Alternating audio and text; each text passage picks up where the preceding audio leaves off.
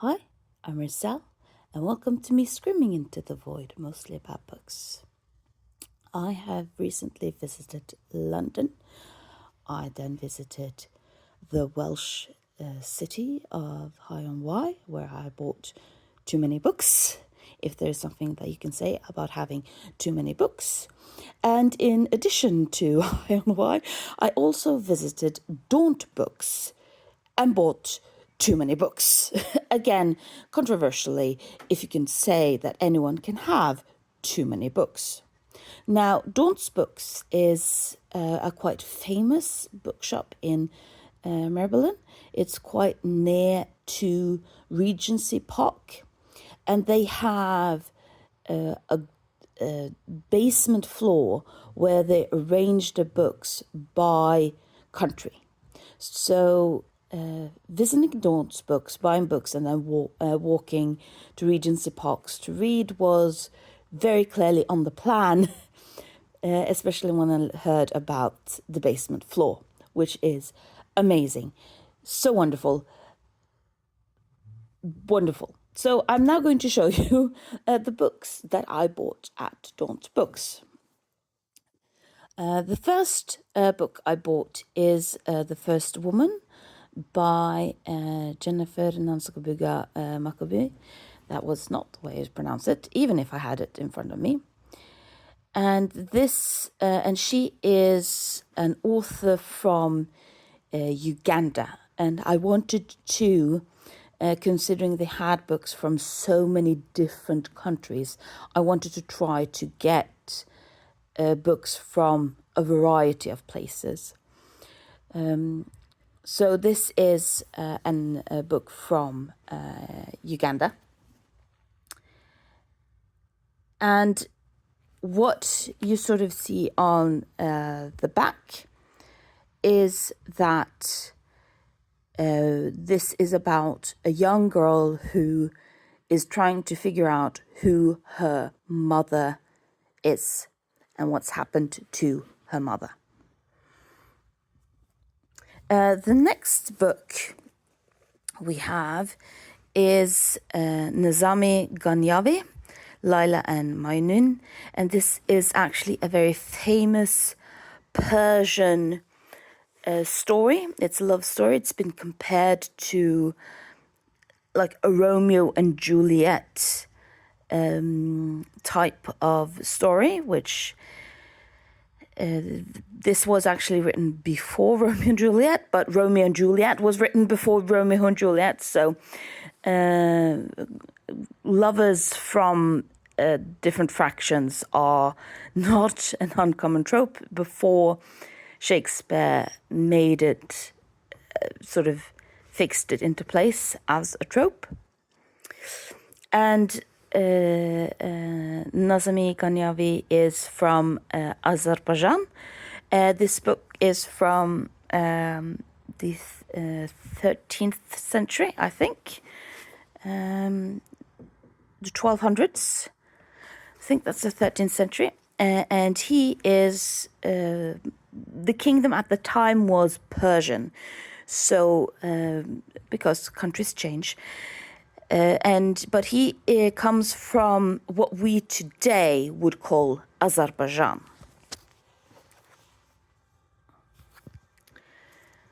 This is a book I've been really looking for, and that I found. I was so happy when I found it. It's called "In the Castle of My Skin" by George Lamming. Lamming is from Barbados, and this book is sort of reflecting on being Black in Barbados and all of the sort of relationship around growing up in the Caribbean, being Black, and all of those things. And I've heard so many good things about this book if you wanted to read a book from a Barbados author. So I was so happy that I found that one. This book is called Cockfight by Maria Fernanda Ampuero. I don't know much about this book. It's from Maria is from Ecuador. That's pretty much what I know about it, and I wanted to have something also from the Americas. So I just picked this up a bit on random. Reading on the back, you see that it talks about the home, about how family isn't necessarily everything that it's made up to be, coming of age, religion, class struggles, and good and bad. That doesn't really say anything about the book, because that's sort of, it's a very non-description. So I have no idea what this book is about, but I'm really looking forward to reading it. Now, this book very much intrigued me. This is The Mystic Missouri by J. Vijay Majarai, and this is from a Trinidad author. Now, the most known Trinidad author is V.S. Naipaul, and he wrote The Mystic Masseuse, which is one of the more famous books from a Trinidad author. And this book, The Mystic Masseuse's Wife, is apparently a comment on the book The Mystic Masseuse. Now, I don't have Naipaul's The Mystic Masseuse, but he's not that difficult to get a hold of, because he's quite famous as an author.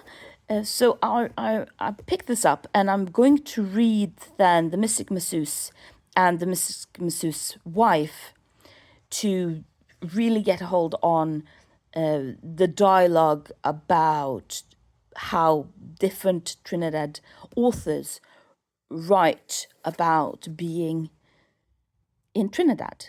So this is and what's also interesting with this book, with Trinidad, and of course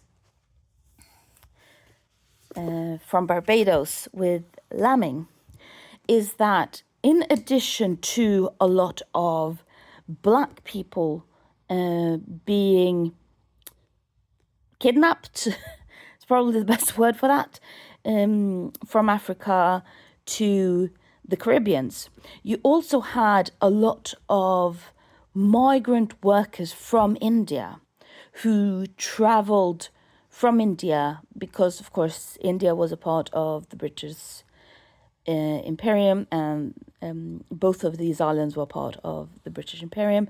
And so a lot of Indians actually traveled to the different British Caribbean islands to work as foreign labor, in addition to the slaves they got from Africa.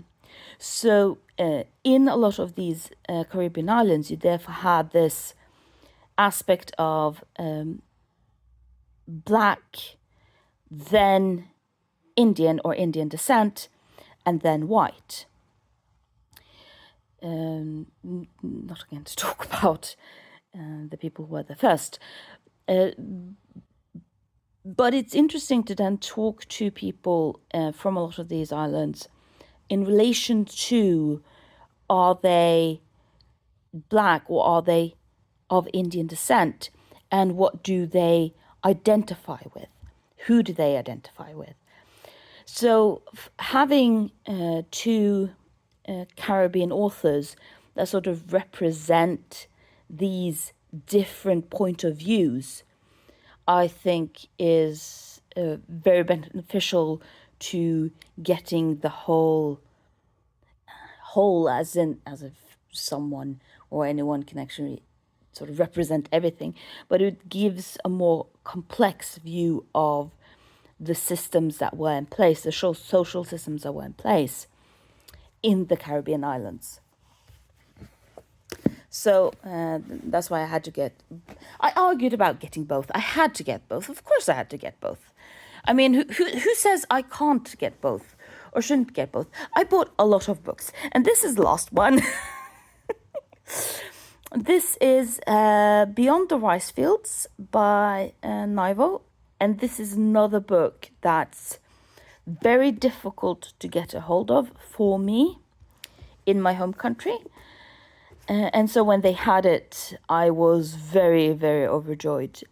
This is one of the first Madagascan books translated into English.